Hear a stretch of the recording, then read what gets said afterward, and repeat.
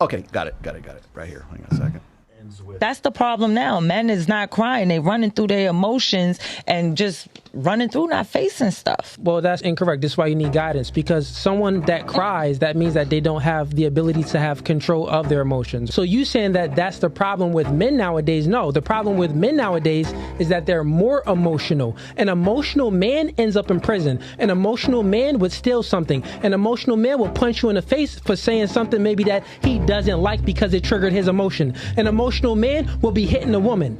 Hiding it inside, shoving it down, crying and letting it out. When you let it, this is very simple. When you let it out, they go to prison. When you let it out, they shoot up a school. When you let it out, they steal. That's when they let it out. You're looking at it all wrong. The emotional, intelligent person gets things done, acts a certain way, despite how they feel. Dang, homie was spitting. Oh, who was nice. that guy? Who was that guy? God damn. All right, does anybody have a comment on that I have specifically? a comment. Go ahead, Miranda. So I think the woman's perspective is that they think that men should release their emotions in a way, not in front of their woman, but in a way that allows them to get it out of their system. When they suppress their emotions, say their father died or their mom died, and they literally refuse to cry and they don't let it out, tears are actually like trauma and emotion coming out of the body. You need to release that. And when you constantly suppress that emotion and say something just randomly triggers you one day, that's when they snap. That's when they hit the individual and go to jail. It's because they have all of these emotions that have been suppressed over time, and it builds and builds and builds, so finally it hits a point where they explode. Do you think you can clean water before you drink it? What kind of Do you think you question could is clean water before you drink it? You just said that, it's good for people to just, they need to go ahead and let it out because that helps them deal with it, right? Do you think you could clean water before you drink it? So that means that, do you think you can handle what's going inside before you let it out? I'm not sure you didn't get that? how that Oh, question. No. Okay, never mind. Does anybody else get that question? I actually have what you mean. You could clean what's inside, meaning that before you drink water, we got to clean water. It has to go through cycles before that water gets clean, before we drink it, right? So I'm saying that that's with your emotions. Your emotions, before you let your emotions out, you need to do some internally thinking, right? Well, one, you can't be all in your feelings. Yeah, you need to process your emotions. That's what I'm saying. Regulate your emotions. Yeah. You need to regulate your Miranda. emotions. And this is why you need guidance from a man, because women lack the ability to regulate their emotions. Okay, I'm just going to point this out. Ready? What is Okay. Go ahead. Okay. Let's get into chronology here, right? We have way more testosterone than women do. Some of the attributes of testosterone. Okay. You'll notice that guys, when they get on TRT, they'll get off of Adderall because they can focus more, because that's what our ancestors did, our hunter-gatherer ancestors. We would have more testosterone. We'd be able to focus more. We have more muscle mass. We have more protein synthesis, which builds bigger muscles and more dense bone structure, okay? And so because of that, because we have the, oh gosh, what was the thing he was just saying? I just lost my train of thought here. Oh, no. You got to clean the water before you drink it. Okay, hold on. I'm sorry. Oh, yeah, I remember what I was saying. For us, we'll feel, this is really crazy. I tried to explain this to a girl I was dating. I feel the same emotions you do. The difference is, because of the way testosterone has made me, I get a positive emotion from accomplishing shit. Does that make sense? Testosterone makes effort feel good. I love it after that sore feeling after I lift weights. You're probably familiar with that feeling, right? Okay. So that feeling of like accomplishing a goal, what happens is I may have all these emotions tied up in me, but like I have to go take care of my sales team and run my company and like take care of my family, even if I don't feel like it. Does that make sense? And then afterwards, once I accomplish the goal, even though I don't feel like it, I don't break down and shoot a school. I feel great because I accomplished something instead of, I have the emotional regulation to not act out on it. Does that make sense? And I will tell you, testosterone is a major reason why men are like that. And you'll see like, a lot of times when guys get in low T and they start producing a lot of estrogen, they start getting the man boobs or whatever, that's when you start to see, keep my wife's name out of your fucking mouth. That's where that came. I'm telling you, by the way, I guarantee you what happened with Will Smith. He's on TRT and he didn't take an estrogen blocker, and that's why he started that. I guarantee you that's what happened. It did sound like that. Keep my wife's name out of your fucking mouth. That's the cracking, that's estrogen. I'm telling you, that's what happened there. So in this situation, what happens is for us, we still have feelings like you do, right? The thing is, we express our feelings, or we express love through my man, Wes Watson. He says this, love is a verb, right?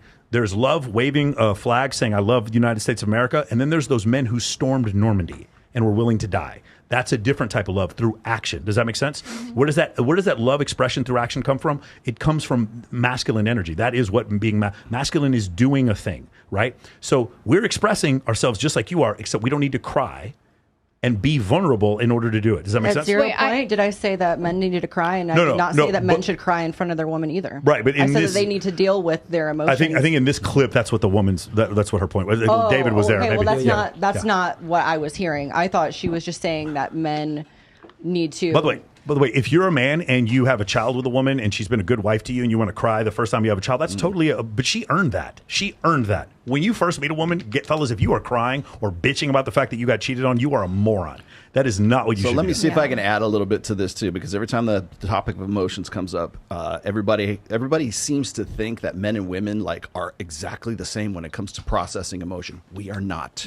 You do not have the same hardware. You literally have different wiring in your brain than men have in their brains. So when you're saying when it comes to emotional regulation, okay, well, when men become emotional, they tend to default to anger. When women become emotional, they tend to devolve to crying or hysterics or whatever. Usually it's a panic, response because you feel unsafe, because you feel insecure. Something's going to get me. I'm going to cry. This is the only thing I can do. Men, since we're action oriented, we get pissed off because it's a fight or flight response to that. Yeah. So men and women literally do not have the same hardware in their brains. But from your response, which is really, I hate to say typical, but it's the typical response from women and the women that were on your show as well. The presumption is that men emote exactly the same way as women do because they believe in this blank slate bullshit, okay?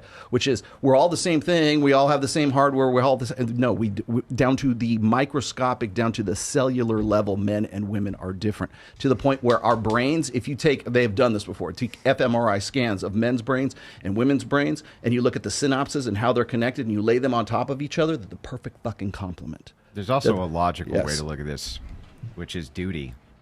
Men actually have a duty to suppress their emotions.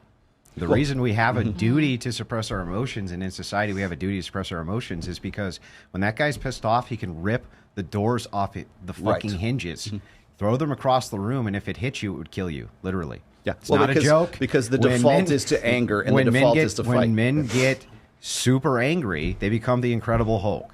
To me, it's so funny because the amount of damage that even the average man can do, women generally in modernity are spared from seeing that, right? You, though, you were in the military, men can be extremely savage. Well, the one thing that I think... Oh, hang on, I'm almost done. But I think that we're raised in an environment, and always have been. Traditionally, we've always been raised where you have a greater duty to suppress and control your emotions, not only so that you don't damage the environment that surrounds you and damage women and damage everything else, but even so that you don't damage men. It's better to cooperate with men. That's a higher duty than to damage the things that are around you with anger and emotion.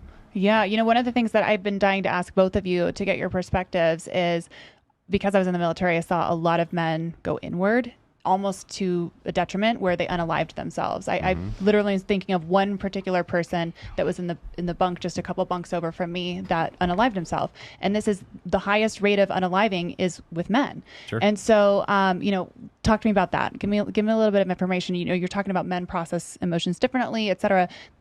There's obviously a reason they're having this issue. They have a great burden of duty on their shoulders, and especially if they're in the military, that duty increases drastically as responsibility gets put on their shoulders. It's no surprise to me that if you put heaps and heaps of duty on a person without any form of praise or any type of kind of societal push to help that person as well, that's why you see those rates. Anytime I look, even if you break it down ethnically, you break it down racially, it always seems to be people who are in the fields where they have kind of the greater duties, which are for family, for king, for country, whatever it is, that you see, usually in their 30s or 40s. It's just too much. They're not getting any form of support, including from other men, and that's usually why they end up self-terminating. I believe the rates of attempted taking your own life are about the same for men and women. Oh, really? But men tend to use firearms and jump off of things and then hang themselves, whereas women tend to use pills. Not in the military. Yeah. What do you mean? In the military, that stat doesn't hold true. So men and women in the Oh yeah, military, you commit. Yeah, but far and away well, more. I think why that might be the case in the military is because if I'm a woman in the military, my options with men are plentiful, and if I'm a man in the military and I'm at Fort Bragg, or if I'm at Fort Hood, or if I'm Clovis, New Mexico, my options with women are minimal. I may also be deployed and my wife may be doing whatever. Whereas if I'm a woman, I'm getting massive amounts of attention. I think that may have something to do with it. Yeah, well, I also think that they have to do far more egregious jobs. Oh, for sure. Okay, I agree with that. And I think that that's another, heavy contributing factor. But again, always when I look at these charts, I see it's the more duty with the least amount of, I don't know what you would call it, like societal kickback or thanks or something like this, support for hey, thanks for doing your duty. Thanks for doing your job. Seems to be always men who are in that position who are at the higher rates of self-termination. Yeah. But they definitely have a duty to suppress their emotion for the safety of everybody in their environment. Women who say this, they go, I wish you were more in touch with your emotions. No, the fuck you don't. Last thing you want me to do is touch my emotions. Last thing you want to do is see what goes on in my head. Last thing you want to do is see what I actually think about things. It's the worst thing possible. That was actually the point I was getting at. Yeah, best thing is for me to suppress all of it, and for you too. For the last, ever since the sexual revolution, because we believe in this blank slate bullshit, it's men need to express themselves more. They're bottling it up. They're doing this. And they need to be more emotionally expressive. They need to get in touch with their feminine side because the feminine side, the idea is that there's some sort of animus balance between the two, and functionally it's incorrect. This is a dead meme that we still there is no cling equilibrium to today. There is no equilibrium. There is no equality. But here my point was always this: is like I always use this as an example. It's like if just because you didn't cry at the end of Titanic doesn't mean you're like emotionally stunted as a male human being, because all the women are just crying over the what transpired. But the long and the short of this is that did you cry at the end of Titanic? Of course, no. Saving Private Ryan, I did. No. But the at the end of the day, it's the idea is that men are functionally equivalent to women, and so therefore, if it made her cry and it's not making you cry, there must be something very wrong with you. You don't feel the same way. Yes, and we just simply don't have the hardware to do that. We do feel emotion. We just don't see. We don't lead with it. We don't. It's the process is this. It's emotion, instinct, emotion, and reason. Instinct is the easiest one. It's fight or flight. It's what's the most. If I threw something at you right now, you'd instinctively flinch away from it. That's the fastest way of responding to our environment. Emotion is the next one. And remember, emotion's not magic. It's not like pixie dust that falls down. I can change your emotion by shooting you up with a bunch of testosterone, or we can all go and drink that bottle of gin right there, and we can all suddenly feel better about ourselves because we have a different emotion. We're put into a different emotional state.